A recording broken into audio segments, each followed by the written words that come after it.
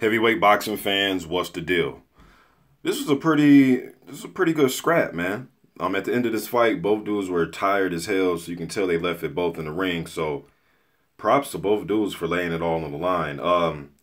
It's a funny fight though, man. During the fight, I seen Cornish actually knee Sexton in his groin, man. It looked deliberate too. So but rather than that, though, man, I thought it was a winnable fight for Cornish. I had Sexton winning 7-5, 8-4, somewhere in there. There were some rounds that were debatable.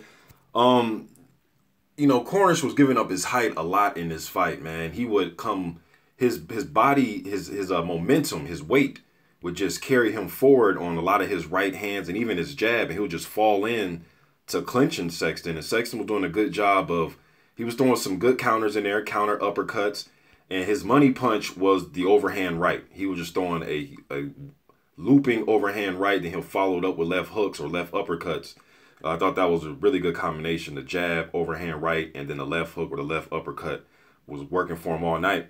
When Cornish did land some good right hands, he would kind of stun Sexton a little bit, and then he would mess it all up by just smothering his own work.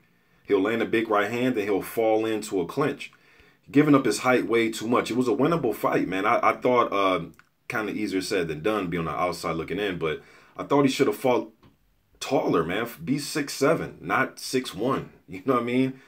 He was Sam. He was Sexton's height in this fight, the way he was giving up his height, man. But I thought he should have just worked behind the jab and worked everything behind the jab. Sometimes he was throwing the jab, and then Sexton was coming over that jab with a overhand right.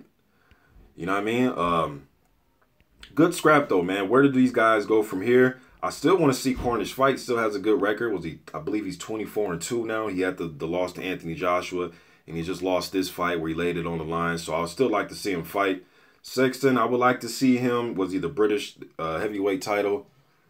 So I like to see him fight anybody, man. Dave Allen, if Dave Allen is to beat Leroy Thomas, I like to see him fight Dave Allen. I like to see him fight. I know Joe Joyce is fighting Ian Lewison. If Joyce is to win that fight, I would love to see him fight Joyce. The winner out of Nathan Gorman and Nick Webb, I'd love to see him fight, the winner of that fight. So, yeah, man, I think this is Sexton. I believe this is his 9th straight win since his defeat that he had. To Gary, yeah, who did he lose to, man? David Price.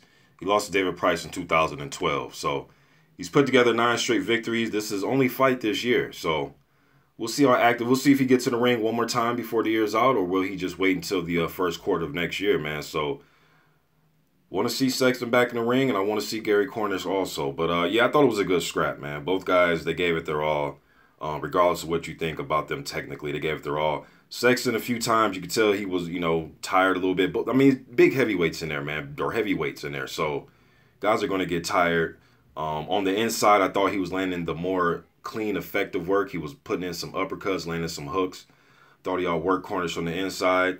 And I thought he was getting the better of Cornish even on the outside with the overhand rights and when he was throwing his jab. But you guys, let me know in the comment section about this fight.